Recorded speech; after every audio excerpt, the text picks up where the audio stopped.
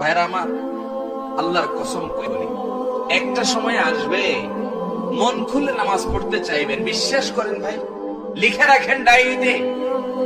আপনাকে যদি আল্লাহ হায়াতে বাঁচিয়ে রাখেন, যুবক ভাইয়েরা, তরুণ ভাইয়েরা, একটা বয়স আসবে মনে চাইবে একটু রবকে মন খুলে সেজদা দিয়ে একটু লম্বা করে রুকু করি, পারবেন না, অসুস্থ হয়ে যাবেন, রোগ বালায় ধরে ফেলবে।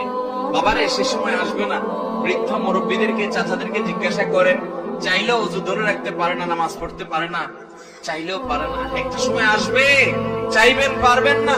নামাজটাকে সুন্দর করেন, সময় মতো পড়েন, অনেক রাকাত নামাজ পড়বেন, নফল নামাজ পড়বেন। এটার চেয়ে উত্তম হলো ফরজটা পড়লেন, মূল সুন্নত গুলাই পড়লেন, কিন্তু ধীরস্থিরতার সাথে পড়লেন।